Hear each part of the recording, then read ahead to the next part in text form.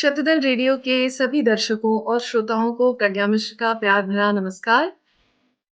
दोस्तों, हर शनिवार हम आपके सामने लेकर के आते हैं एक नए व्यक्तित्व को, एक नई पर्सनैलिटी को। उनसे बातचीत का विषय होता है उनकी ज़िंदगी, कला, साहित्य में उनकी रुचियाँ, उन्होंने अपनी लाइफ़ में क्या अचीव किया है, किस तरह अचीव किया है, अप्स एंड डाउन्स, आम ज़िंदगी से जुड़ी चैलेंजेज़, सो दैट ये शो हम सबको अपील करे और हमारी जीवन में अगर कोई ऐसी बात है जो हम किसी से ना कह पा रहे हों या ना समझ पा रहे हों, तो ये शो में लोगों की प्रॉब्लम्स और उनकी बातें सुन कर के हम अपने आप को कनेक्ट कर पाएँ और हमें कुछ अपने लाइफ के लिए एक सॉल्यूशन सा मिल जाए। तो आइए इस शो की शुरुआत करते हैं हम आज की हमारी गेस्ट गरिमा खुरासिया के साथ। तो गरिमा, आपका बहुत-बहुत स्वागत है शदल रेडियो पर। थैंक यू सो मच प्रज्ञा। आपको सुनना मुझे इतना अच्छा लगता है ना। आप अभी बोल रही थी तो मैं मंत्रमुग्ध हो गई। Thank you for having me here. आज तो आपकी तारीफ का दिन है। This is we are celebrating Garima today and you deserve definitely. I think every girl who is taking so much of effort to you know add up to her mental freedom, her social freedom, and enabling herself to be someone and maintaining her individuality is worth celebrating. वैसे सब हर कोई व्यक्ति है जिसे हम celebrate करना चाहिए, पर ये आज आपका दिन है हमारे चैनल पर। तो गरिमा के बारे में बाय द वे सबसे पहले तो मैं बता दूँ कि हम कलीग्स रह चुके हैं, एक कंपनी में एक साथ काम कर चुके हैं। ये भी एक रीज़न है उनको आज यहाँ पे इनवाइट करने का। और बहुत समय से मैं जानती थी कि इस बंदी में बहुत सारा पोटेंशियल है। मैंने कितना फ़ॉलो अप किया है आपसे कि आप पॉडकास्टिंग की दुनिया में आओ और आपने कमाल कर दिया और आप हमारे साथ आज यहाँ पे एहवान पादी जुड़े हैं। उनके साथ में आप फ़िल्मी दुनिया की जो बातचीत होती है, उनका जो एनालिसिस होता है, वो जो आप करते हो अपने चैनल पर जिसके बारे में हम बात करेंगे, वो अमेज़िंग होता है। तो दोस्तों, पेशे से इंजीनियर, पैशन से पॉडकास्टर जो फ़िल्मी दुनिया की पॉडकास्टिंग की बहुत ख़ास और शानदार एनालिसिस हमारे सामने लेकर के आती हैं, उनसे हम आज बात शुरू करने वाले हैं। So welcome Garima, before I start, 2 words for how you are feeling today? I am feeling wonderful. पहले तो आपने इतना अच्छा इंट्रोडक्शन दिया उसके लिए। And I always say this कि कभी लाइफ में अगर मैं कहीं पहुंची तो I owe this to you. And today finally officially we are talking on your channel, so I am very excited. I am also very excited dear and जिन लोगों से उनके बारे में जानने का मेरा मन था, आज इस पॉडकास्ट के थ्रू एक इंटरव्यू के बहाने ही सही, लेकिन तुमसे मैं पूछ रही हूँ, मतलब जब तुम छोटी बच्ची थी, तो कितनी शैतानियाँ करती थी? मैं बहुत शैतानियां तो नहीं करती थी। मैं बहुत ही ऐसे मेरे पापा कहते हैं कि जो सबका फेवरेट होता है ना घर में, मैं वो थी।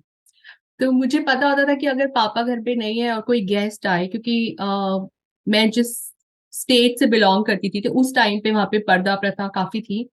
तो मम्मी वॉज नॉट अलाउड कि बाहर जाके वो उनसे बात करके ससुराल की तरफ से कोई आता है। तो मैं बैठ के उनको एंटरटेन करती रहती थी कि अच्छा आप कहाँ से आए हैं, आप क्या कर रहे हैं। तो मुझे बातें करने का बड़ा शौक रहा है हमेशा से। तो कोई ना कोई मिल ही जाता था। तो ये मैं शैतानियां इतनी मुझे आती नहीं थी, बट उसके लिए मेरा भाई था। बट मैं मैं बातचीत में बहुत करती थी और प्यारी बातें करती थी। वाओ! तो एक कंज़र्वेटिव सोसाइटी देखी है आपने बचपन से ही। हाँ, मतलब मैंने देखा है क्योंकि मेरे पापा वो थोड़े ग्रामीण इलाके से आते हैं, दो वो शहर में आ गए थे, जॉब कर रहे थे। मेरी मम्मी वर्किंग थी, वो शहर से ही थी, जबलपुर से ही बिलोंग करती थी। बट वही होता है ना कि पापा थोड़े ओपन माइंडेड है, बट पूरा परिवार, आप पूरा समाज तो आप नहीं बदल सकते। तो उस हिसाब से हाँ, मैंने वो देखा है अपने घर में। तो आपने एज़ अ डॉटर जो आपका एक जो मज़ाहिया अंदाज़ है और जो बातचीत का तरीका है, क्या वो आपने मॉम-डैड से कहीं लेते हैं आप कोई स्किल्स ऐसी? मॉम-डैड आपके तो देखिए मेरे दो अलग अलग व्यक्तित्व हैं, ठीक है। एक जो सरकाजम आता है वो मम्मी की तरफ से आता है।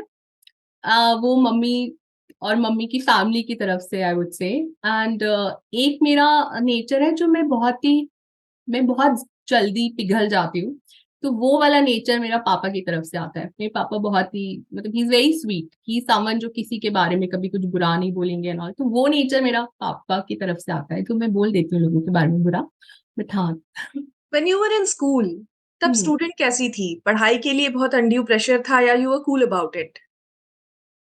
मैं I was an average student. इतना मतलब आई वोंट से कि मैं बहुत ही होशियार थी, बट ऐसा था कि कर लेती थी। मतलब मेरे पापा चाहते थे कि मैं इंजीनियर बनूं, और मुझे पता नहीं था कि मुझे क्या बनना है, लाइफ में आगे करना क्या है। तो क्योंकि पापा चाहते थे तो बन गए। तो ऐसा था कि वो प्रेशर भी झेल लिया कि हाँ ठीक है, कर लेंगे, हो जाएगा।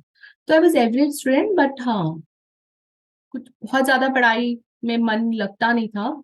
जैसे जैसे बड़े हो, पहले बचपन में तो मैं काफी अच्छी थी, पर जैसे जैसे बड़े होते हैं तो मेरा बाकी चीजों में ज्यादा दिमाग लगने लगा। बट हाँ, कर लिया, हो गया। You were a very independent girl और यू डिसाइडेड अपने मर्जी से आपने शादी की। फिर एक सडन चेंज आया आपके लाइफ में, मैरिटल लाइफ।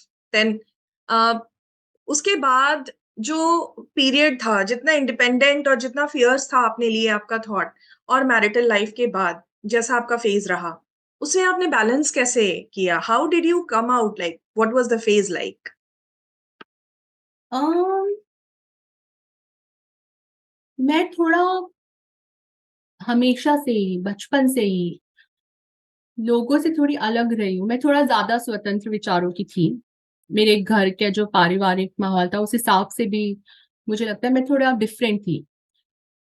शादी के बाद भी मुझे ऑफ कोर्स बहुत थोड़ा मुश्किल हो जाता है, क्योंकि आप एक एक ऐसे घर में जाते हो जिनका वातावरण भी काफी अलग है, नो, एंड सोच भी थोड़ी अलग है। तो थोड़ा मुश्किल था, बट लकीली मेरे हस्बैंड थोड़े काफी कूल रहे हैं चीजों को लेके। उन्होंने इतना जो प्रेशर था वो कभी आने नहीं दिया, तो निभ गया। Right. There is some very unsettling question. Don't mind it, but did you ever feel the feeling of postpartum depression? Yes, almost. So after my son was born, for almost a year, I was in that postpartum depression phase. It was very difficult to get out of that. But I was lucky enough that my mom, because मेरी mom पढ़ी लिखी है, working है, वो समय के साथ बदलना जानती हैं। तो कहीं ना कहीं she could understand that okay, you are going through something and you need help. तो वहां से काफी सपोर्ट रहा मुझे।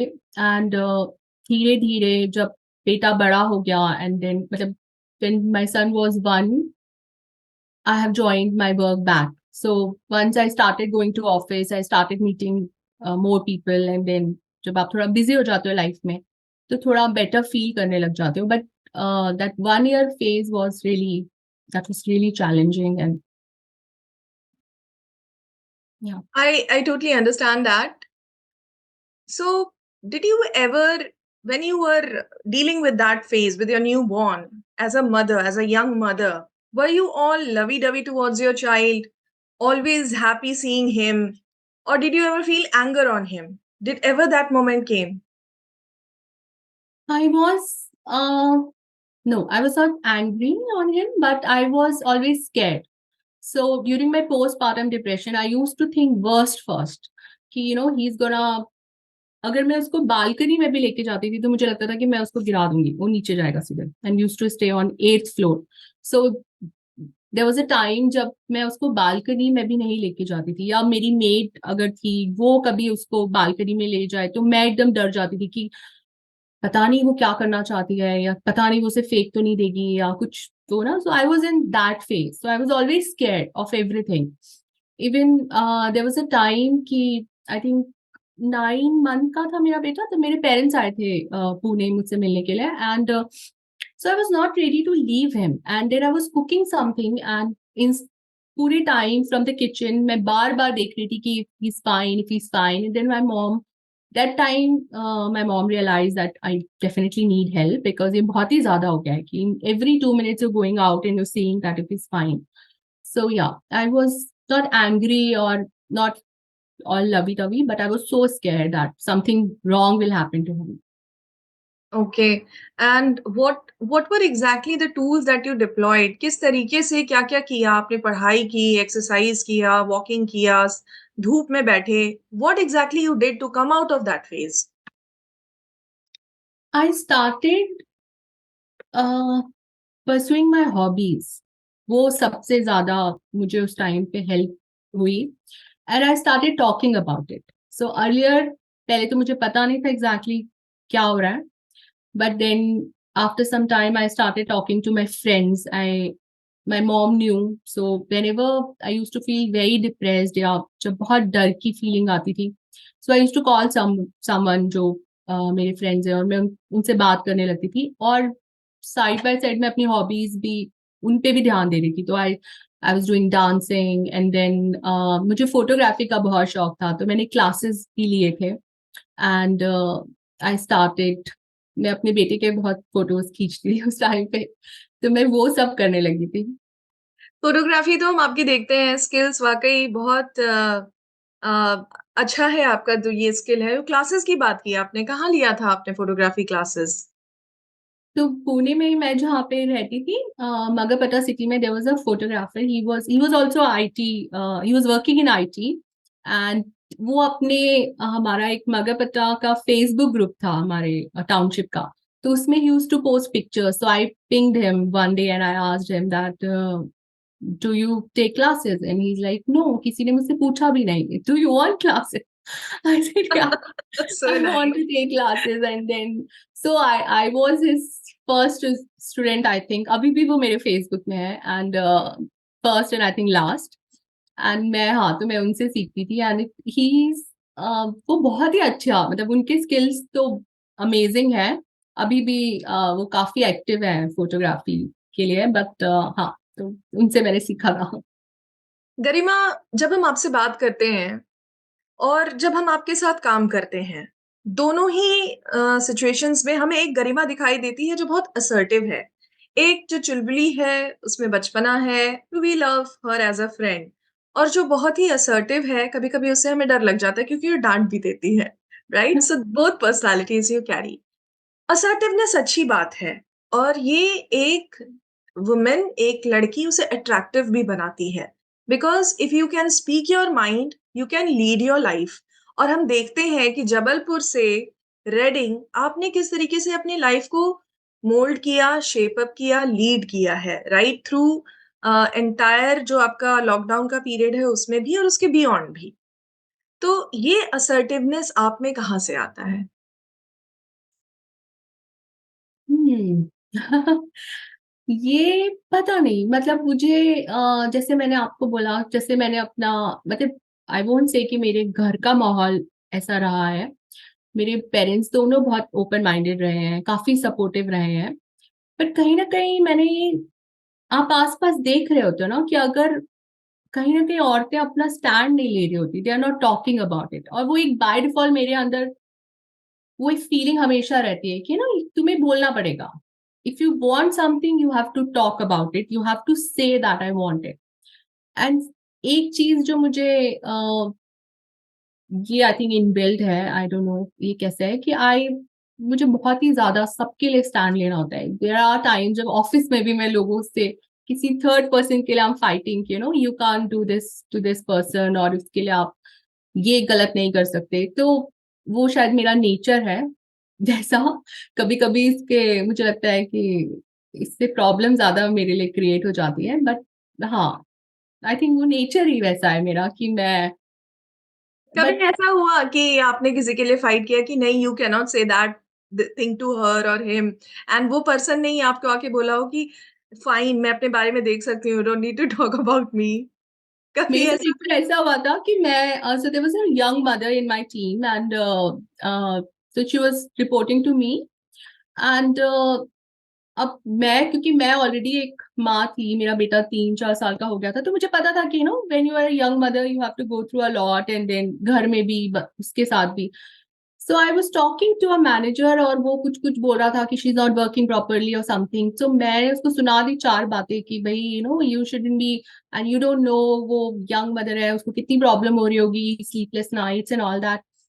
तो थोड़ी देर बाद उसने मुझे एक चैट का स्क्रीनशॉट भेजा कि जहाँ पे that lady was bitching about me, and like ये तुम्हारी यंग मदर तुम्हारी बुराई कर रही है, and I am like oh God. What do तो you ये think is the मेरे साथ reason? हुआ। What do you think is the reason? Like हम जो है ब्रोमांस के बारे में बहुत ज्यादा सुनते हैं, but when it comes to बहनापा, लड़कियों में आपसी सामंजस्य और लड़कियों में आपसी एक दूसरे को सपोर्टिंग नेचर, उसमें क्यों कमी रहती है? What is your stand about इसके बारे में? मुझे लगता नहीं कि उसमें कमी रहती है। मुझे ऐसा लगता है कि एक तरीके से वो बता दिया गया है कि दो लड़कियां कभी दोस्त नहीं बन सकती। अब जैसे ये जो आपका ये जिस मैं आपको जो इंसिडेंट बता रही थी, ये तो one of the rare incident की कभी कभार आपकी किसी से पटती नहीं है, एंड देयर समवन जो किसी से खुश नहीं रहता। बट मेरे तो आस पास मुझे जितनी भी लड़कियां मिली है, मेरे फ्रेंड्स हैं, मेरे जो फैमिली में, they all are very supportive. मैं हमेशा बोलती हूँ कि ऐसा नहीं होता कि दो लड़कियां हमेशा एक दूसरे से जेलस ही रहे, नहीं, हम आगे भी बढ़ा रहे होते हैं। बट एक तरीके से वो होता है ना कि समाज में वो एक बात बता दी गई है कि दो लड़कियां साथ में कभी एज अ फ्रेंड नहीं रह सकते, बट दैट्स नॉट ट्रू। हाँ, हमारा इसमें आपका काफी चलता है। लापता लेडीज में भी वो चीज की चर्चा हुई है कि हम दोनों दोस्त नहीं बन सकते हैं क्या? That was discussed. तो हाँ। बहनापा पे अरुण जी थोड़ा मुस्कुरा रहे हैं। तो Garima, I like when I think about you कि आप एक न्यू एज मॉम जैसी हो, अपने बेटे के साथ रील्स वगैरह बनाती हो खूब खुशी खुशी।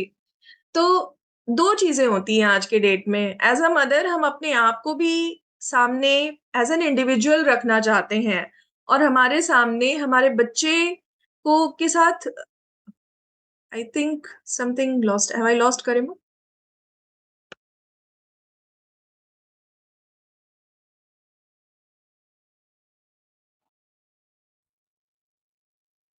Thank hi, you. Hi Evan. Hi, Pragya. How are you?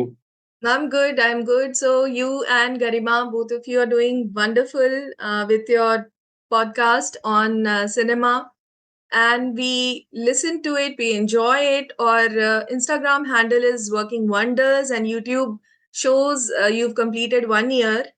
It's a wonderful record, one by one, that you are creating for it, and the people, the guests that you have on your show are definitely valuable guests. Their words hold importance, and it is a message for the future that you are saving. It will help to those who are doing research on cinema.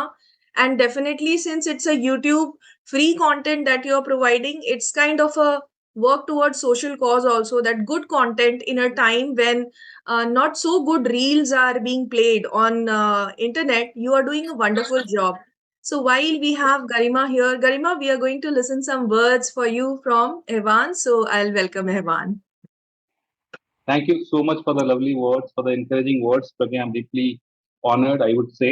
और मैं कुछ बातें बोलने जा रहा था कि गरिमा आ गई, तो वो सब मुझे कभी कट करना पड़ेगा। Oh, no, no, no. You please continue. We will continue our discussion with Garima. Please आप अपनी बातें करें, मैं आपको यहाँ पर स्पॉटलाइट में रख रही हूँ। वो सब बातें अभी एडिट हो जाएंगी, मेरे दिमाग में एडिट हो गई। I'm just kidding.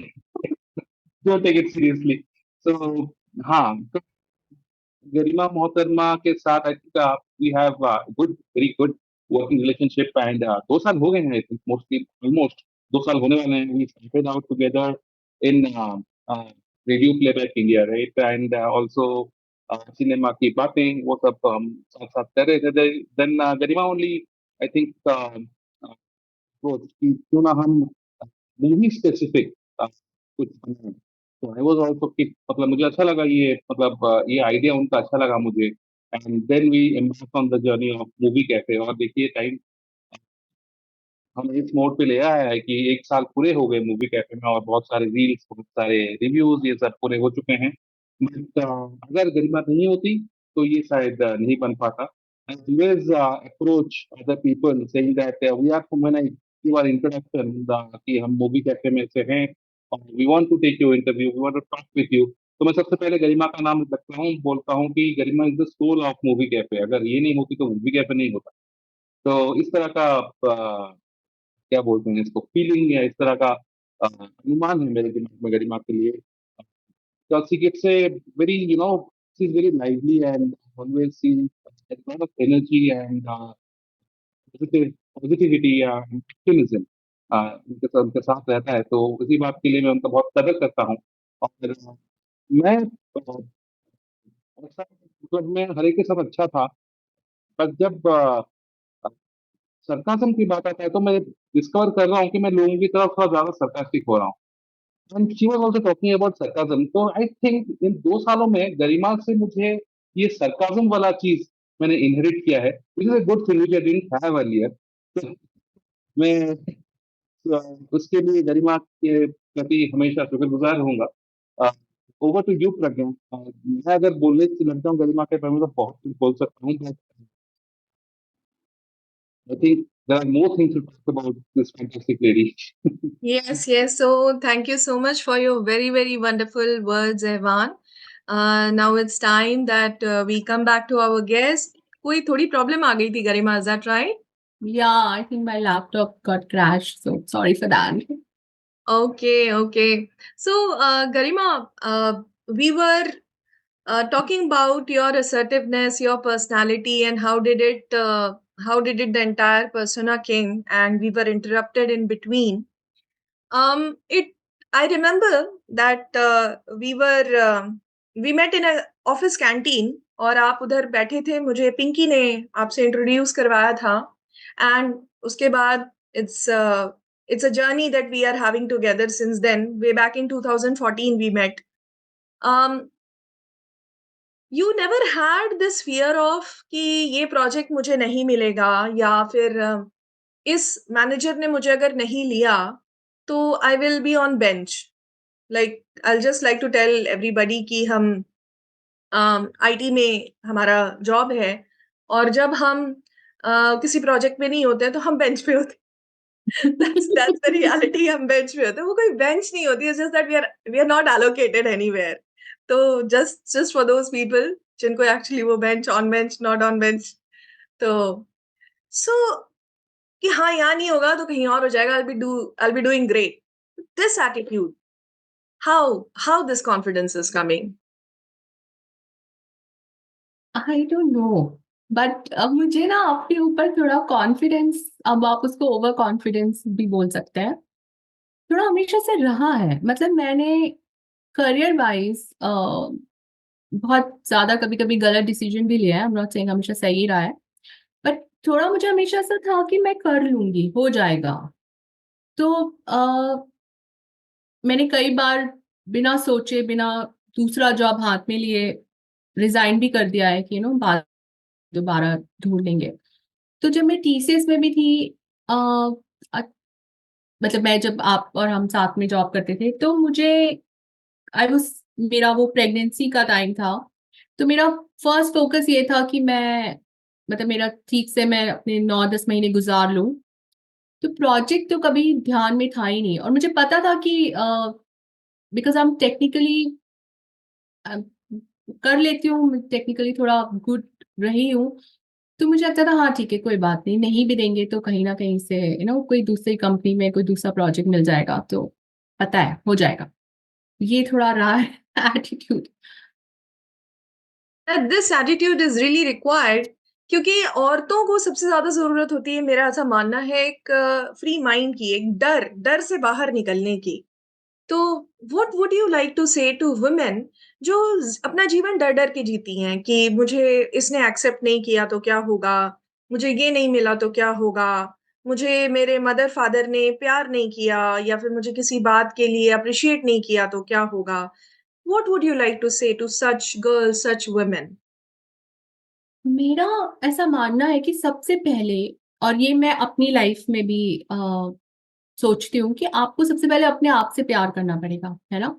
अगर मैं अपने आप को इम्पोर्टेंस दूंगी तो सामने वाले को समझ आएगा। अगर मैं हमेशा डर के बात करूंगी या मैं हमेशा ऐसे सोचूंगी कि ये मैं नहीं कर पाऊंगी, तो मैं शायद वो कभी कर ही नहीं पाऊंगी। क्योंकि हमारे पास हमेशा एक, अगर आपके घर में एक बेटा है और एक बेटी है, तो बेटे के पास तो हमेशा वो एक बेनिफिट है।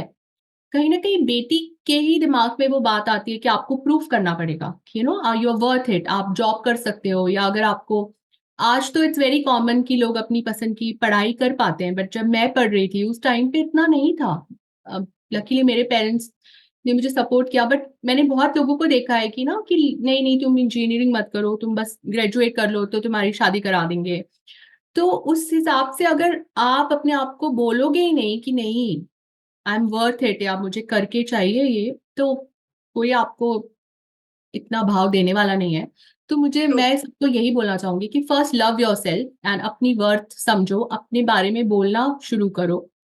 आई एम नॉट सेइंग कि गो एंड अपनी preach yourself, no, but at least just say it कि आई डिजर्व दिस एंड मुझे वो मिलना चाहिए, तभी लोग When, आपको when it सुनेंगे। comes to say no to something, how easily you can do that, और किस तरीके से आप ये जजमेंट करते हो कि आपको कहाँ हाँ करना है और कहाँ ना करना है?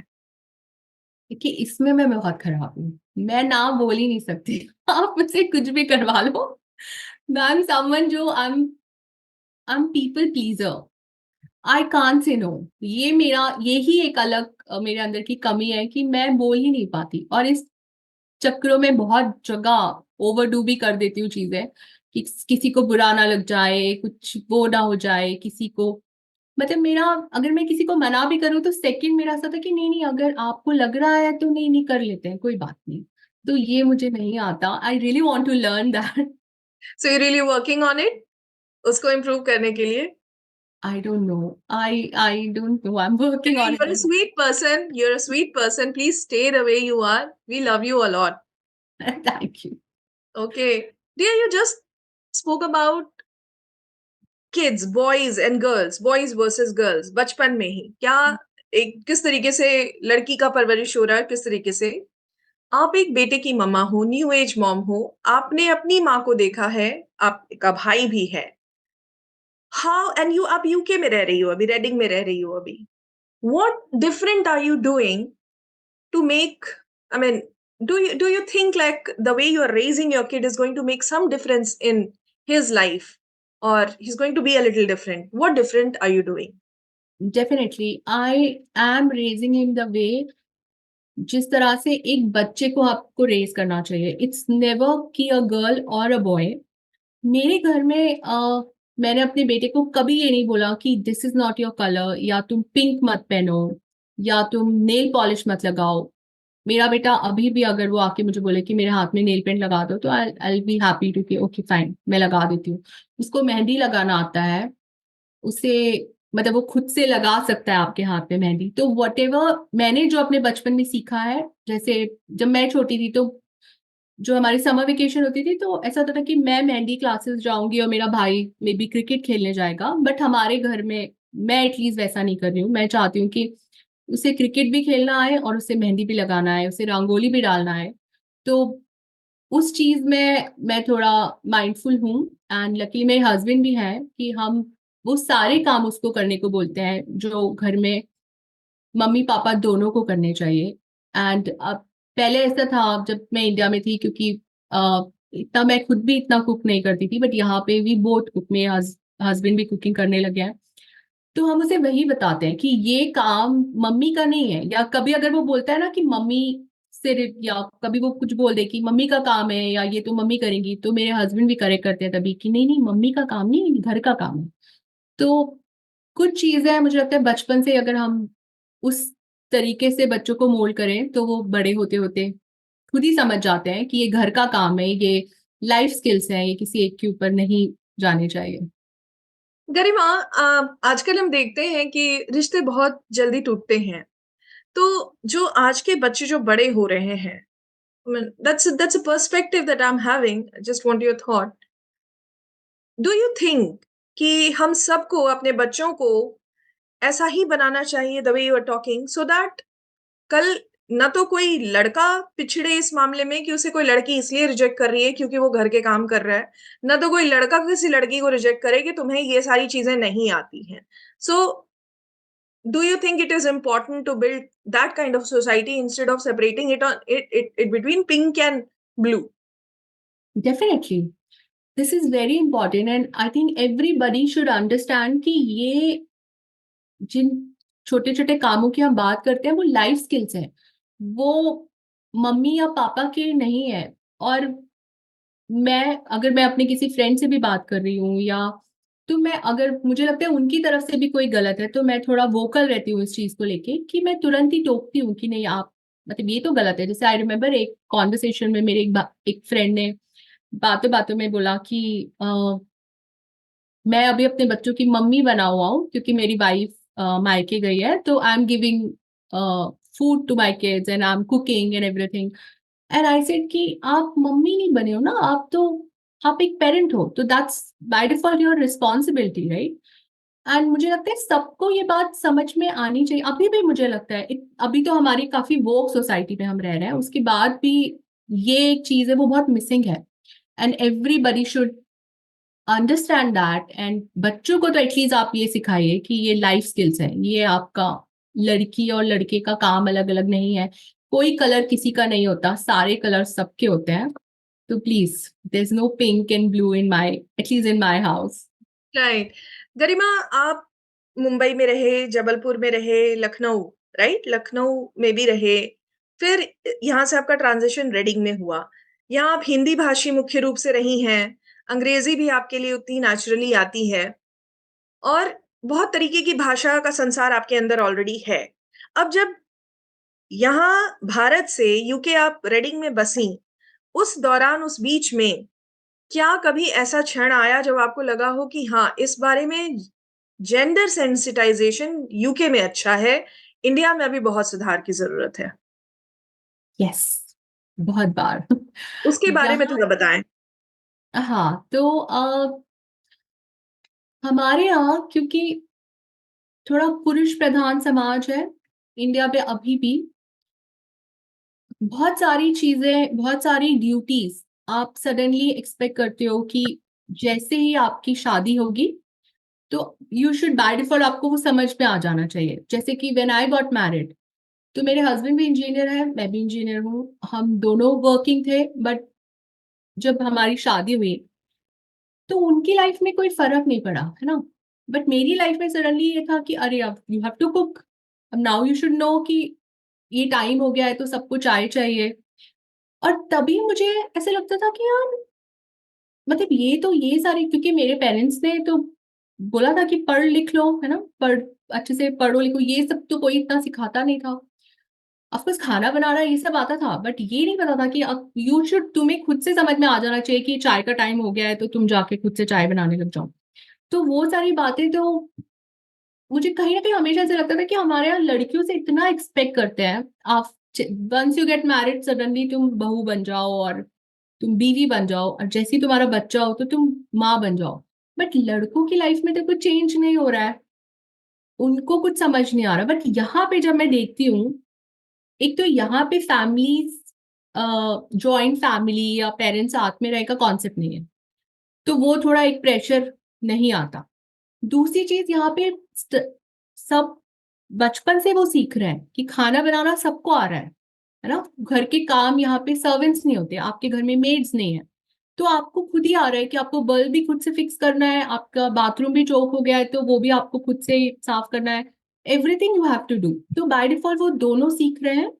जब आपके घर में जब बच्चा आता है या जब शादी होती है तो दोनों की लाइफ चेंज हो रही है कि now you staying together and then you learning everything together, जो हमारे यहाँ नहीं होता.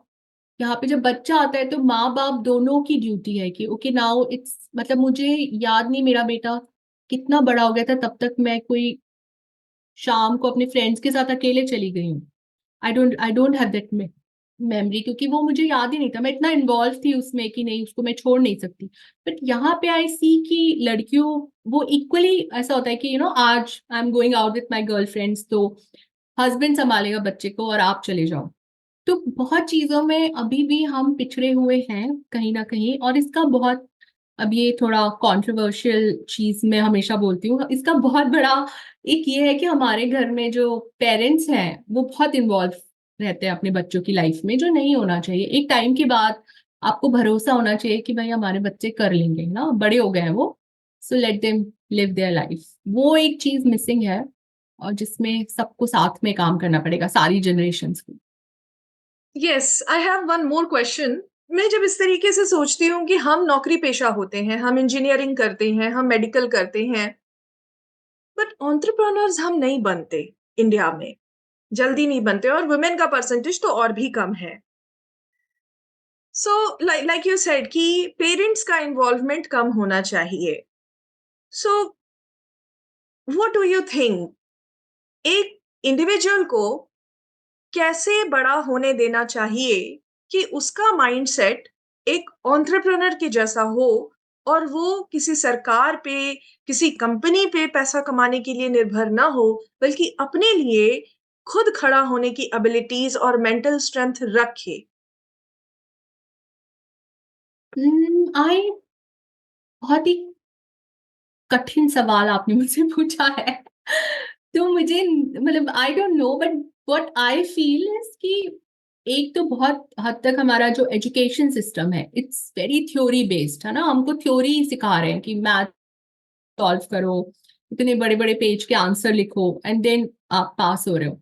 यहाँ पे when I see it's practical, हमारे यहाँ बहुत छोटे से बच्चों को इतना प्रेशर डाल देते हैं कि फर्स्ट आना है, सेकंड आना है, थर्ड आना है। यहाँ पे आप प्राइमरी में हो, मतलब क्लास 6 तक, वो आपको नंबर्स नहीं दे रहे। नो वन इज सेइंग कि आपका बच्चा फर्स्ट आया, सेकंड आया। वो सिर्फ ये बता रहे हैं कि ये अच्छी बात है आपके बच्चे में, और ये इसमें हम सुधार करेंगे।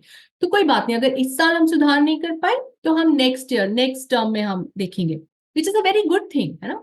बट इंडिया में बाय डिफॉल्ट वो एक प्रेशर है सबके ऊपर।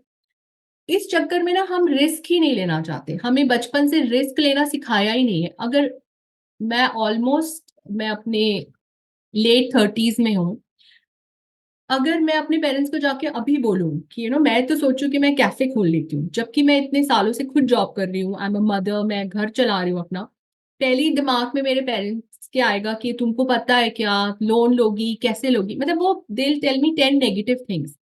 क्योंकि कहीं ना कहीं सबको ये रहता है कि रिस्क मत लो ना, अच्छा ठीक ठाक लाइफ चल रही है उसको चलने दो, क्यों खराब करना है। और ये एक बहुत हद तक कमी है हमारे पूरे समाज में कि हम रिस्क लेना सिखाते ही नहीं है अपने बच्चों को।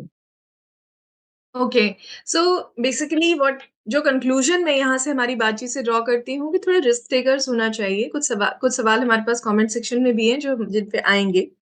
रिस्क टेकर्स ले होना सिखाना है, और जो स्किल्स की बात है यहाँ पर, अपने माइंड को इतना ट्रेन करना है कि हम चाहे इंडिया में रहें, चाहे इंडिया के बाहर रहें, हम अपने सर्वाइवल के लिए हर छोटी से छोटी चीज करने के कैपेबल हों, so that we stand and we are able to adapt in whichever environment we are going to, right? So that I see definitely. तो बातों का सिलसिला थोड़ा हैवी हो गया, आई अंडरस्टैंड दैट। और बातों का टोन थोड़ा घुमाते हुए अब मैं आती हूँ the movie cafe that you do. Movie cafe पे आते हैं तो इतना प्यारा नाम, मूवी कैफे, किसका सजेशन? ये आपका सजेशन था ये नाम? नहीं, मेरा सजेशन कुछ और था, ये अहबान ने फाइनलाइज किया था, ये उनका ही सजेशन था, और फिर हमने इस नाम को फाइनलाइज कर दिया था।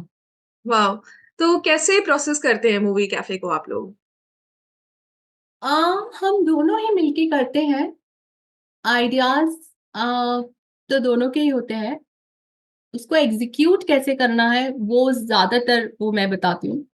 बट लिखना कैसे है, या जैसे हम इंटरव्यूज भी लेते हैं, तो किस तरह के क्वेश्चन होंगे, मुझसे ज्यादा, बहुत ज्यादा एवान मूवीज और वेब सीरीज देख रहे होते हैं, तो वो रिव्यूज करते हैं, तो वो पार्ट वो देखते हैं कि लिखने का ज्यादातर वो होता है। But with him I started writing, अभी मैं थोड़ा अपना राइटिंग में ध्यान दे रही हूँ, तो वो मैं थोड़ा थोड़ा करने लगी हूँ।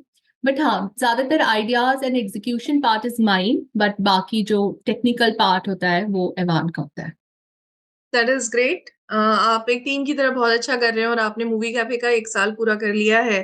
अभी आपने उसको सेलिब्रेट भी किया और मूवी कैफे का Instagram handle it is 9,000 plus Yeah. Followers already you have, so congratulations for that और बहुत अच्छा कर रहे हैं आप लोग। यहाँ पर जो भी दर्शक और श्रोता इसको सुनेंगे वो जरूर इसको फॉलो करें। तो would you like to tell them the handle of your Instagram channel? Yes, so it's movie_cafe10 क्योंकि हमें movie cafe it's a very common name ना, तो हमें मिला नहीं है कि हम उसका सिर्फ हमारा हैंडल था नहीं वो, तो इट्स movie_cafe10 से अगर आप सर्च करेंगे तो आपको मिल जाएगा। एंड प्लीज उसे जरूर फॉलो करें। और अगर आप हम अक्सर नई जो भी मूवीज रिलीज हो रही हैं या किसी मूवी या वेब सीरीज में क्या अच्छा है उसके बारे में हम पोस्ट करते रहते हैं, तो आपको काफी सारी जानकारी वहां से मिल सकती है। डेफिनेटली, और ये आज के दौर में हंट डाउन करना बहुत जरूरी हो गया है। हमारे साथ क्या होता है ना कि हम लोग रिमोट लेके बैठते हैं, नेटफ्लिक्स भी है, जी भी है, सोनी भी है, सब कुछ है, और ये चूज ही करने में समय निकल जाता है कि भैया आज देखना क्या यार, पता चला आधा घंटा निकल गया। तो ये बहुत जरूरी है कि हम मूवी कैफे देख करके जाएं। हल्की फुल्की बातों के सिलसिले को आगे बढ़ाते हुए कुछ छोटी छोटी चीजें मैं आपसे पूछूंगी गरिमा, कि पढ़ना लिखना निरंतर जीवन में कितना जरूरी लगता है आपको? बहुत जरूरी, बहुत जरूरी, क्योंकि जितना आप पढ़ते लिखते हो उतना आप समझ पाते हो कि इस दौर में क्या चल रहा है। क्योंकि with in a month, with in in 2 months fashion change हो रहा है, लोगों की सोच चेंज हो रही है, सरकारें चेंज हो रही हैं, बहुत कुछ चेंज हो रहा है। तो आप अगर आप पढ़ोगे लिखोगे तो आप इस दौर के साथ चलते रहोगे, नहीं तो आप पीछे रह जाओगे। What do you do to stay updated? मैं तो इंस्टाग्राम फॉलो करती हूँ आजकल, all the news we are getting in Instagram. Wow. And any favorite Instagram handles? बहुत सारे हैं। Oh God, I'm Just not to able name to a think. few. But let me think. मैं film companion follow करती हूँ for movies. इसके अलावा हाँ, ये अरुण जी ने लिखा है, She is rakhi really. Sawant. No, we won't. We don't want to popularize her. She is हाँ, scandalous. Okay. वो मैं Okay. बहुत शिद्दत से फॉलो करती हूँ। Which one? Which one? फिर से बोल दो। वन वो जो अरुण जी ने बोला। Oh, ठीक है, ठीक है। बट इसके अलावा मैं फिल्म कंपेनियन का इंस्टाग्राम फॉलो करती हूँ। मूवीज से रिलेटेड जो भी जानकारी होती है मैं वहां से ले रही होती हूँ, And और what मुझे about कुछ याद नहीं आ रहा। fashion? You have a very good fashion sense. So how do you develop that? Fashion sense तो आई डोंट नो मेरा कोई बहुत ग्रेट है, बट ये तो व्हाटएवर, इट्स जस्ट ऐसे ही है। बट इसके लिए मैं फैशन का फॉलो करती हूँ तो एक डाइट सब्या करके चैनल है जिसमें they are fashion police by the way, तो वो सबके कमेंट करते रहते हैं कि कौन अच्छा पहन रहा है, कौन बुरा पहन रहा है, तो I follow them. Wow. Great. Shahrukh Khan इतना प्यारा कैसे हो गया? ओ गॉड, थैंक यू, आपने ये क्वेश्चन पूछा। शाहरुख खान, अच्छा तो मैं आपको बताती हूँ, ये मेरा सिनेमा को प्यार करने का रीजन ही शाहरुख थे। मुझे मेरे पेरेंट्स मतलब हमेशा से मूवी वूवी देखने जाते थे, बट जो DDLJ वॉज अ मूवी जो मुझे बिल्कुल, अगर अभी मैं आपसे बात कर रही हूँ ना तो मुझे वो बड़ी स्क्रीन पे दिख रहा है सामने, इतना पसंद है वो मुझे मूवी। तो वहां से मेरा सिनेमा के प्रति प्यार जागृत हुआ, और वहां पे मतलब ऑफकोर्स आई वाज, मैं बहुत छोटी थी जब मैंने DDLJ देखी थी, तो वैसा वाला प्यार तो नहीं था शाहरुख से जैसा अभी है। बट तभी मुझे पता था कि यार ये ना बहुत ही सुंदर आदमी है ये, और बड़ा प्यारा सा है, तो तब से I started following him. And वो बढ़ता मुझे, आई डोंट नो, अभी तो उफ, आपने शाहरुख की याद दिला दी, तो बहुत ही प्यार है। I know. बहुत अच्छी बात है, आपको शाहरुख से प्यार है। Let's say if Shahrukh listens to you this episode by any chance, Shaddal Radio is that famous that people are searching for Garima on Shaddal Radio and they're listening to this episode. What word would you like to leave for Shahrukh here? First तो I love you, and second he is actually the last of the stars, so definitely वो। Wow. Wow, I think that's a great message that we all love you, Shahrukh. वो सिर्फ गरिमा की तरफ से नहीं है, हमारी भी तरफ से है. So you said DDLJ is your favorite movie? DJ DDLJ is the movie जहां से मुझे सिनेमा से प्यार हुआ, बट फेवरेट तो बहुत सारी हैं, सिर्फ डीडीएलजे नहीं बोल सकती मैं। मुझे जो जीता वही सिकंदर भी बहुत पसंद है, मुझे अंदाज अपना अपना भी बहुत पसंद है, जब वी मेट, और तो अभी। जब भी मेट की जो गीत है, do you relate yourself with that? मैं अपनी फेवरेट हूँ. हाँ, ये तो मैं बहुत रिलेट करती हूँ। Okay, that's awesome. Wow. Life में बहुत कुछ देखा है आपने, like migration and sudden changes after marital life. तो काफी अप्स एंड डाउन्स भी आए, एंड जहां तक मुझे पता है आप डायरी राइटिंग करती हैं. Hmm. Is there anything, any of your emotional write ups that you would like to share with us? देखिए, मैं आपके जितना अच्छा तो नहीं लिखती, बट क्योंकि आपने मुझसे बोला है तो मैं अपनी एक कही हुई बात आपको सुनाती हूँ। आपकी इस कविता के बाद हम अपने स्पीकर्स को लेंगे, कि जो हमारे जो साथ में गेस्ट हैं, उनको एज़ अ जी, स्पीकर लेंगे. वो भी आपके बारे में या तो कुछ बोलना चाहें, जैसे हवान ने अभी बात की, और कुछ आपसे सवाल पूछना चाहेंगे. ठीक है। तो ये मैंने ऐसे ही लिखा था बहुत पहले। तुम प्यार जताते रहे और देते रहे इजाजत मुझे जिंदगी जीने की। तुम प्यार जताते रहे और देते रहे मुझे इजाजत जिंदगी जीने की। मैंने उम्र गुजार दी सोचते हुए, मुझे जरूरत ही क्यों थी ये इजाजत लेने की। Thank you. वाओ! ज़रूरत ही क्यों थी ये इजाज़त, ज़रूरत ही क्यों थी इजाज़त लेने की? मेरे ख़्याल से ये बोला गया एक बेहतरीन वाक्य है, और लूट लिया आपने। Thank you. एकदम माहौल लूट लिया। वाह आ गई है, अरुण जी की तरफ से वाह आ गई है। और इससे पहले कि मैं अतिथियों को बुलाऊँ, आखिरी सवाल है मेरा आपसे। आपका इंस्टाग्राम हैंडल मेसी बन एंड वाइन, ये नाम क्यों है? क्योंकि वो ही हूं मैं घर में। अगर आप मेरे घर आ जाएंगे बिना बुलाए तो आपको मैं वैसी मिलूंगी। हाँ, वाइन सारे टाइम हाथ में नहीं होगा, बट बन तो वहाँ ऐसा मैसी सा बन एक ऊपर रहता है हमेशा। और वाइन मुझे जब मैं अकेली होती हूँ या जब बेटा सो जाता है कभी कभी, और वो होता है ना आपका मी टाइम जो होता है, तो I like to take one glass of wine and sit and think about, और maybe I watch something. तो वही सोच के मैसी बन एंड वाइन। जो हमारे दर्शक हैं, श्रोता हैं, उनके लिए कोई एक फ्लेवर, कोई एक अपना पसंदीदा उसका नाम ले लें यहाँ पर, सो दैट उसकी सेल बढ़ जाए। मैं रेड वाइन बहुत पीती हूँ, और मैं नई नई, एक मेरे पसंदीदा कुछ नहीं है, मैं नया नया ट्राई करती रहती हूँ अलग अलग ब्रांड्स, तो बट मेरा रेड वाइन।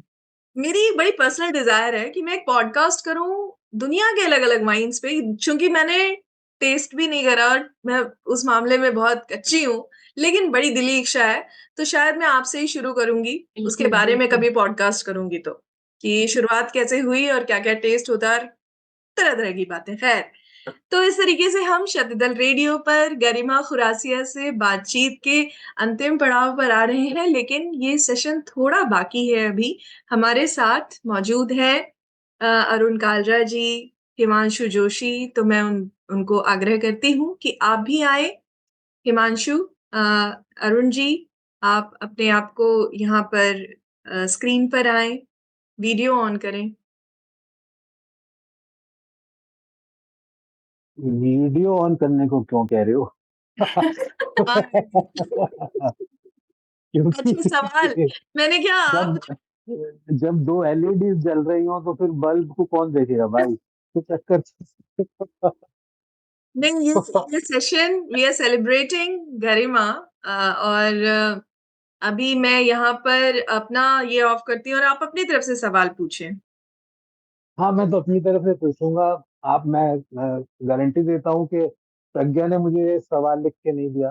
तो खैर एनी हो, तो मैं ये गरिमा को लास्ट 2 साल से फॉलो कर रहा हूँ। और इनकी जो प्रोग्रेस है वो मतलब मेरे इसमें रही है हमेशा से, क्योंकि सोशल मीडिया कोरोना के टाइम में भी काफी हम लोग सोशल मीडिया पे ही रहा करते थे। तो इन्होंने मेरे को जो सबसे अच्छी बात लगी गरिमा की, वो ये लगा कि जैसे इंडिया से बाहर होने के बाद भी क्या होता है कि आदमी के जो बेसिक इमोशंस होते हैं या क्रिएटिविटी होती है, वो अपने रूट से ही निकलती है।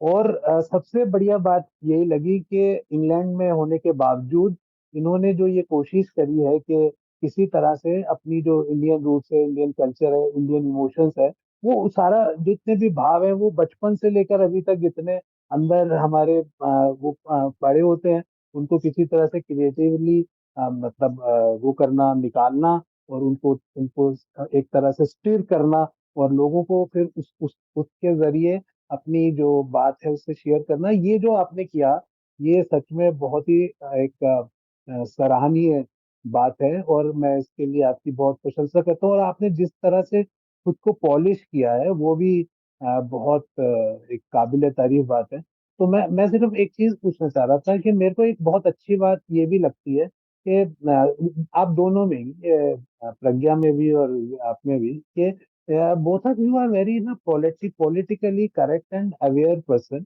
आज की तारीख में बड़े मैंने बहुत सारे पढ़े लिखे और इंजीनियर्स और डॉक्टर्स और पता नहीं कितने कितने लोग ऐसे देखे जो कि पॉलिटिकल अवेयरनेस के नाम पे अपने आंखों के आगे एक चश्मा लगा लेते हैं। वो जो एक्चुअली में जो रियलिटी है, जो आसपास की जो चीजें घट रही हैं, उनको नहीं देखना चाहते, ना देखते हैं। तो ये बहुत एक आज आप लोगों को मैं दोनों को देखता हूँ ना, तो एक एक जैसा से होप मिलती है। तो मैं ये जानना चाहता हूँ कि इस पॉलिटिकल अवेयरनेस का या इस समझ का ये कैसे डेवलप हुई, और इसके बारे में थोड़ा सा मैं एक बार जानना चाहता हूँ कि ये कहाँ से आपने इस सब चीजों को अपने अंदर भूल लिया। Thank you. Thank you so much Arun ji, पहले तो आपने इतनी अच्छी बातें बोली उसके लिए। एंड पॉलिटिकल अवेयरनेस मुझे पता नहीं मुझे में इतनी है कि नहीं, बट जो थोड़ी बहुत है वो डेफिनेटली, क्योंकि मैं मतलब मेरे घर में मेरे मम्मी पापा दोनों ही काफी अवेयर रहे हैं इस सब्जेक्ट को लेके। तो कहीं ना कहीं जब होता है ना कि आप मतलब बचपन से हमें आदत थी न्यूज़पेपर पढ़ने की कि क्या हो रहा है, तो वो आदत एक बचपन से लग गई थी। तो अभी भी, अब तो मैं बहुत ज्यादा तो नहीं पढ़ती हूँ या टाइम नहीं मिलता, बट एक बार मैं जरूर देख लेती हूँ कि देश में क्या चल रहा है और कहाँ पे क्या हो रहा है। तो कहीं ना कहीं वो एक आदत बन गई है। और आई थिंक, और मैं थोड़ा वोकल हूँ अपनी बातों को लेके। जैसे मेरे घर में, अब मैं ये नहीं बताती कौन किस पार्टी को सपोर्ट करता है, बट मैं और मेरे हस्बैंड दोनों ही अलग अलग पार्टी को सपोर्ट कर रहे होते हैं। तो हमारे घर में अक्सर खाने के टाइम भी हमारा वो डिबेट एक चालू हो जाता है कि ये सही हो रहा है या ये गलत हो रहा है। तो बस यही चल रहा है। एक बात मैंने पढ़ी थी कि आज की सेंचुरी में ये जरूरी नहीं है कि आप न्यूज कैसे पढ़ें, बल्कि ये ज्यादा जरूरी है कि रीडिंग बिटवीन द लाइंस आपको आना चाहिए। तो आजकल जो सोशल मीडिया पे ये भ्रम फैल जाता है और बहुत सारी जो अफवाहें और इस तरह की फेक न्यूज फैल जाती है, उसको कैसे आप एक तरह से डिस्पेल करके असली न्यूज को छांटेंगे ना, वो आपकी सक्सेस है। और वो जो चीज है वो आपने जो एक्वायर की है वो वेरी मतलब बहुत प्रशंसनीय है। तो उसके लिए आपको बहुत बहुत मुबारकबाद एंड आई विश, आपके अंदर बहुत टैलेंट है, आप आगे भी अपने आप को बहुत एक्सप्लोर करें। Thank you. Thank you so much sir, thank you so much. Thank you so much Arun ji. Arun ji हमारे साथ थे जाने माने रंगमंच कलाकार, सिने कलाकार, और ये हमारा सौभाग्य है शदल रेडियो के मंच का कि वे एक सहज मित्र की तरह हमारे मंच पे हमारे साथ जुड़ते हैं, अपनी बात रखते हैं, हमारी प्रशंसा करते हैं।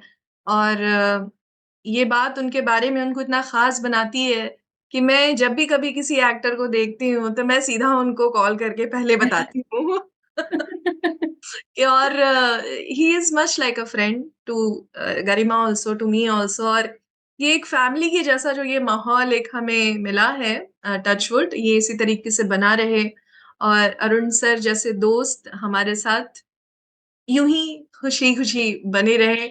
और उनका मजाकिया जो पोस्ट होती है उनकी, वो तो जबरदस्त होती है। तो अगर आप लोग यहाँ पे जो भी हमें सुन रहे हैं, जो भी देख रहे हैं, अगर आपने कालरा अगर आप अरुण कालरा के फ्रेंड लिस्ट में नहीं है तो आप उनके मजाकिया पोस्ट के को नहीं सुन पाएंगे। तो उन्हें फ्रेंड रिक्वेस्ट भेज दीजिए, वो पब्लिक नहीं करते अपनी post. Okay, so coming to Himanshu, हमारे दूसरे अजीज प्यारे मित्र हिमांशु जोशी, उत्तराखंड की शान, और हाल ही में आपको पुरस्कारों से भी नवाजा गया है पत्रकारिता के लिए। अगर आप हैं हमारे साथ जुड़े हुए तो आप जरूर आ जाएं। आप वीडियो ऑन न भी करना चाहें तो भी चलेगा, मैं बाद में आपकी फोटो लगा दूंगी। हिमांशु आप मैं हैं? अभी आ रहा हूँ, 1 मिनट। अभी 2-3 मिनट दीजिए, अगर तब तक ऐवान सर आते हैं तो। हाँ बिल्कुल बिल्कुल। ऐवान ऐवान ने तो अपनी बातें कह दी हैं, पर हम स्वागत करते हैं अगर ऐवान दोबारा आना चाहें तो, पर हम आपकी जरूर प्रतीक्षा कर रहे हैं। मीनवाइल गरिमा हमारे साथ अब तक बनी हुई थी, आपने गरिमा को सुना, गरिमा से यहाँ बातें समझी। गरिमा से बात करने का सबसे बड़ा रीजन ये था कि वे आज न्यू एज इंडिपेंडेंट वुमेन है, पॉडकास्टिंग में हाथ आजमा रही हैं, अच्छा कर रही हैं। और एक स्त्री के लिए आज जो सबसे बड़ी ताकत है वो है उसका स्वतंत्र दिमाग। उस उसको अपनाने की और उस स्वतंत्र दिमाग के स्किल्स को होन करने की एक लगातार कोशिश गरिमा में दिखती है हमें। तो इसलिए हम इसे बहुत अप्रिशिएट करते हैं और निरंतर अपने आप को बदलाव के साथ, बिकॉज बहुत सारी चीजों के कारण आज के तारीख में विस्थापन बढ़ा है, लोग माइग्रेट कर रहे हैं, बहुत ज्यादा माइग्रेट कर रहे हैं। ऐसे में सर्वाइवल एक बहुत बड़ी चीज हो जाती है, चाहे आप चीजों को सीख करके बने। तो Garima, that's why I see you that कितना फास्ट आप लैंग्वेज पिक कर रही हैं, कितना फास्ट आप अपने आप को पहनावे के सेंस में और लोगों के बीच घुलने मिलने के और कम्युनिकेशन स्ट्राइक करने के सेंस में आप बदल रही हो। You have a good communication skills. तो हमने ये तो कभी नहीं सुना कि आपने कभी कोई कम्युनिकेशन स्किल्स की कोई क्लासेस अटेंड करी हो, आपने कभी नहीं करी। Like we never heard about that, but you did say that you did a photography lesson, वो या भी आपने, you created that opportunity for yourself, you just said that right. वहां पे जाकर के, अभी इंग्लैंड में जाकर के, सिर्फ इंग्लिश काफी है या कुछ और लैंग्वेजेस आपको पिकअप करना पड़ रहा है? यहाँ पे सिर्फ इंग्लिश काफी है, क्योंकि ज्यादातर लोग इंग्लिश स्पीकिंग है, कंट्री ये इनकी इंग्लिश स्पीकिंग है, तो और कोई लैंग्वेज की जरूरत इतनी नहीं पड़ती। यहाँ तो हिंदी भी काफी चल रही है, क्योंकि बहुत मेरे आस पास सब इंडियंस ही रहते हैं और फ्रेंड्स भी वही हैं, तो हिंदी से भी काम चल रहा है काफी हद तक। बहुत ही खूबसूरत बात। अ, बच्चा आपका घर में क्या बोलता है? उसने इंग्लिश एक्सेंट पिकअप कर लिया है एकदम पूरे तरीके से? अच्छा नहीं, मतलब हाँ, उसका जब वो स्कूल में जाता है तो वो उसका वो एक्सेंट आ गया है, जो मुझ में बिल्कुल नहीं। मतलब मैं अभी भी इंडियन एक्सेंट में ही बात करती हूँ, बट मेरा बेटा बोलने लगा है। बट एक बात मैं यहाँ पे बोलना चाहूंगी कि मेरी मेरी मम्मी जो है वो, उन्होंने हिंदी में डबल एमए किया हुआ है, और हमारे घर में, क्योंकि मैं प्रदेश से बिलोंग करती हूँ, जो कि एक हिंदी स्पीकिंग स्टेट है, तो उस हिसाब से हिंदी हमेशा से बचपन से मैंने बहुत अच्छी बोली है, सुनी है, और वही मेरे बेटे में भी आया, तो उसकी हिंदी बहुत अच्छी है। वो कभी कभी इतने कठिन शब्द बोलता है ना हिंदी में कि हम 2 मिनट सोचने लगते हैं कि कहाँ से सीखा तुमने। बट ये सब मतलब वो मेरी मम्मी से बहुत ज्यादा बात करता है कभी भी, तो वो वहां से सब उसको हिंदी, वो आई एम ग्लैड कि वो सब पास ऑन हो रहा है प्रॉपर। रहा है बच्चे को, दोनों दुनियाओं का बेस्ट मिल रहा है बच्चे को, और वो लेगेसी कैरी ऑन होगी।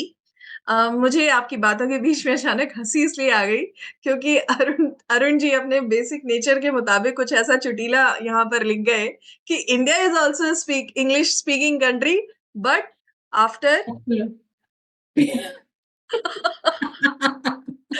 Don't talk to me in English otherwise I forget. Rahman लिखते हैं don't talk to me in English otherwise I forget my English. Himanshu आ गए। हाँ, मैं मीनवाइल अरुण जी ये लिख रहे थे कि India is also English speaking country but after 8 PM।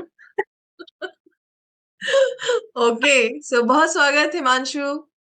सभी को नमस्कार। मैं ड्यूटी नमस्कार। में था, तो उसके बाद अभी आया हूँ मैं ऐसी, और सुन रहा था मैं उस समय से सब बातें शुरू से। शुरुआत जो थी प्रोग्राम की शुरू हुई जो पोस्टमार्टम डिप्रेशन वाली बात से, तो वो उसका एक्सपीरियंस ये था कि पहली बार जब मेरी वाइफ को वो हुआ था, तो मैंने आपसे मतलब कि शदल रेडियो की जो प्रस्तुतता है उनसे और गरिमा मैम से। मैंने इनसे भी बात करी थी उसमें, और उसमें बहुत मदद मिली थी। गरिमा मैम ने अपने एक्सपीरियंस बताए थे, मेरी वाइफ से बात भी करी थी उन्होंने।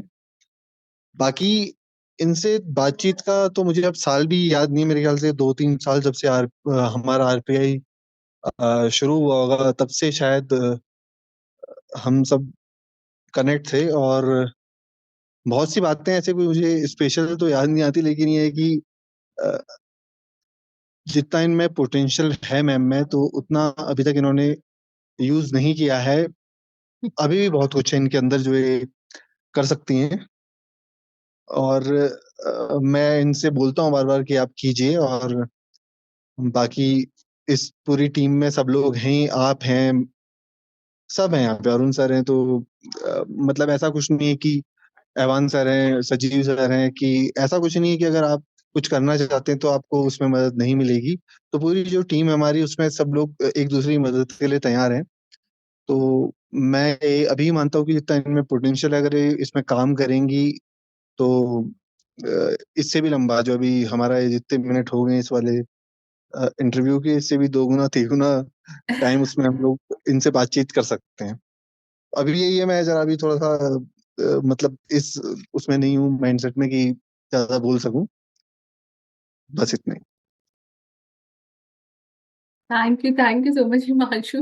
हिमांशु के बारे में प्रज्ञा मैं एक बात बोलना चाहूंगी। हिमांशु इज समवन जो अगर आपकी लाइफ में है तो वो आपका बेस्ट निकालने की कोशिश करते हैं, और वो बहुत उस चीज को आपको बहुत फोर्स करते हैं। तो एक बार हिमांशु ने मुझे कुछ पढ़ने के लिए बोला जो मैं नहीं पढ़ पाई, एंड फिर मैंने उनको इंस्टाग्राम पे कोई रील भेजी, तो उन्होंने उसका रिप्लाई ये किया कि वो पढ़ा क्या आपने। तो मैंने कहा आप मुझे जितना प्रेशर आप मेरे ऊपर डालते हैं ना, इतना तो मैं अहवान अपने बेटा, जो मेरा बेटा उसका नाम अव्यान है, तो मैं क्या इतना तो मैं अव्यान पे भी नहीं डालती जितना आप मुझे प्रेशराइज कर रहे हैं पढ़ने के लिए। बट ही समवन जो आपको हमेशा चाहेंगे कि आप अच्छा करें। तो ऐसे दोस्त होने चाहिए लाइफ में। बहुत अच्छा मैसेज दिया है हिमांशु ने कि definitely there is no limit to how much we can grow and what we can learn in life. उसकी तो कोई सीमा नहीं होती। तो हम शतदल रेडियो से आज ही शुभकामना देते हैं गरिमा को कि आप अच्छा करें, सीखती रहें, चीजों को नए आयाम में लेकर के जाएं और हर चीज जो आप कर रही हैं उससे एक ऐसा कुछ क्रिएट हो जो सोसाइटी के लिए यूजफुल हो और आपके ग्रोथ का रीजन वो बने। हमारी तो यही शुभकामनाएं हैं। हमारे साथ जुड़े हैं सुनील स्वरूप, और सुनील स्वरूप एक बेहतरीन कलाकार, एक बेहतरीन इंसान है। और एक तो ये देखिए वो भी रेडिंग में है, और सेम जिसमें एक समय में गरिमा थी, आज मैं हूँ उसी ऑर्गेनाइजेशन से, वो भी एसोसिएटेड है। तो सुनील आप से आग्रह है आप अनम्यूट करें, और अगर आप वीडियो पे आ सकते हैं तो वीडियो पे भी आएं। सुनील अगर आप मुझे सुन पा रहे हैं तो। नहीं, डेफिनेटली आई कैन। मैं एक्चुअली ड्राइव कर रहा हूँ अभी। अच्छा अच्छा, आप और गरिमा के बारे में 2 शब्द जरूर बोले, और कुछ पूछना हो तो जरूर पूछें। हाँ जी, बिल्कुल। तो मैं एक्चुअली बीच में कहीं शॉप के अंदर घुसना पड़ा, तो मेरा कनेक्शन कट गया था, तो काफी बीच बीच की वार्तालाप मैंने नहीं सुनी। लेकिन गरिमा के लिए ये कहूंगा कि अम, एक ऐसी शख्स हैं जो हमेशा हंसती रहती हैं। She is always smiling, and उनसे बात करके हमेशा बड़ा अच्छा लगता है। मतलब कभी बड़ा लाइट सा फील होता है। That's what I feel all the time.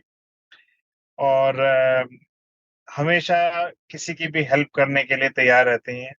बहुत अच्छी कलाकार तो हैं ही।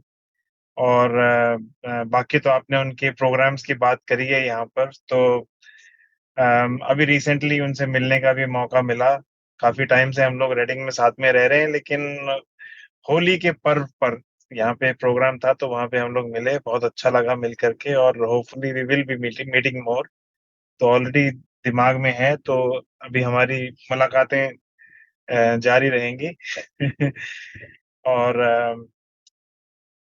बस आई मीन इतना कहना चाहूंगा कि बहुत ही अच्छा लगता है ऐसे लोगों से मिलना। और पूरे ग्रुप में यहाँ पे ऐसे लोग बहुत सारे हैं, और गरिमा उनमें से हैं एक। बाकी तो यही है कि अभी हम लोग साथ में यहाँ रहते हैं, तो हमारा मिलना जुलना बढ़ता रहेगा उससे। और ज्यादा जानूंगा मैं गरिमा को करीब से। अ, बस यही कहना चाहूंगा। All the best, Garima. Thank you. Thank you so much, Sunil. But you will be successful. I know. It was a very great, very sweet message for Garima. She deserves all the happiness and success. और हम सभी गरिमा से बेहद प्यार करते हैं, बहुत अच्छी इंसान है गरिमा. Lots of love to you from Shadal Radio. और बहुत-बहुत थैंक यू आज हमारे शो पे आने के लिए. इतने सारे प्यारे मैसेजेस और इतनी सारी शुभकामनाएं आपको मिली हैं. आपका जीवन यूके में जैसा है और उससे भी और बेहतरीन हो, और अपने बच्चे के साथ आप बहुत प्यारी-प्यारी अच्छी-अच्छी रील्स बनाएं. मेसी बन एंड वाइन बहुत ग्रो करे, और हम जल्द एक पॉडकास्ट करेंगे वाइन के ऊपर. वाइन के वो मेरा एक बहुत डिजायर है. ठीक है. So to both of us, thank you so much Arun ji, thank you so much Evan, thank you so much Sunil. तो यहाँ पर मैं जरा मुझे 2 मिनट दें. I'll just wrap it up. Just 1 moment, please.